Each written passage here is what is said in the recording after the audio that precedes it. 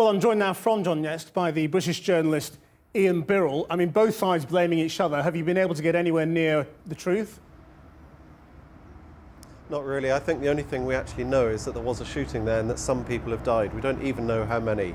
But it's clear there was this shooting incident. And in some ways, obviously we have to try and establish the truth as to what did happen.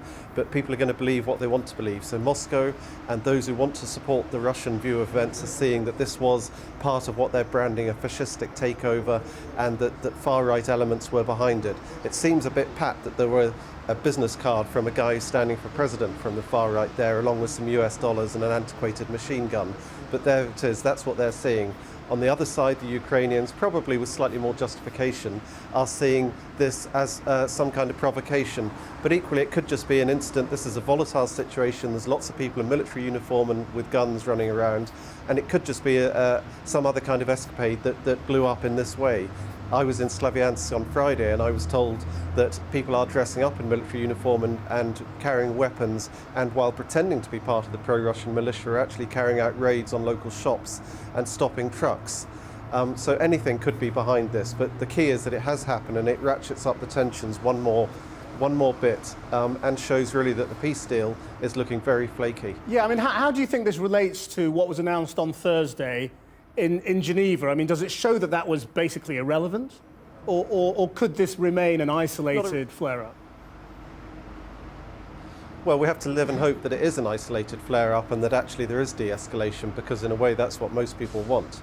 But the truth is that whatever was going on in Geneva, there was a genuine attempt to try and come to some kind of arrangement. Russia may have been playing some kind of game to use it to underline the fact that in its view there's been a coup and illegal government here. But on Friday morning I walked into the occupied headquarters just down the road here and climbed up through the barricades and past the Molotov cocktails up to the 11th floor, where there was a press conference by the self-styled and self-appointed Independent Republic of Donetsk, and the first thing they said is that we do not accept it and we won't leave unless the illegal government in Kiev leaves.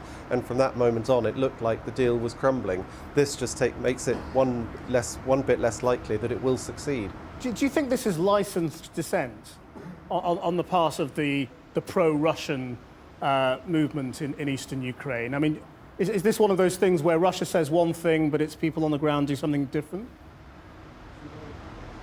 I'm sorry, I didn't catch the first bit. I was saying, do you think this is licensed dissent on part of the pro-Russian side in eastern Ukraine, that Moscow knows what they're going to say when they sign a peace agreement? I'm sure it is. I think that this has so many. I was in Crimea for a month and this is almost like a rerun, with the same language being used, the same games being played, and it seems highly unlikely that last weekend there was simultaneous, very well organised occupations of buildings in several cities across the region. There's no doubt that if Moscow said, come on guys, get out of there, that people would leave, I think. But equally, once you begin to unravel a situation, anything can happen. And the situations become volatile, people dig in, and the pro-Russians may say, well, we're going to do it our own way and not care. So that's why with every day that goes on, there is increasing dangers. I think, though, they're pushing very hard to have a rapid referendum like in Crimea. Probably people then would say they're not taking part because it's illegal, and we may have the same situation where you end up in some kind of separatist movement going on and some kind of federalization, and Russia continues to see what it wants, which is a weakened Ukraine and possibly impossible to hold the election that it's planning to have for new president and government next month. Ian Birrell, thanks very much indeed.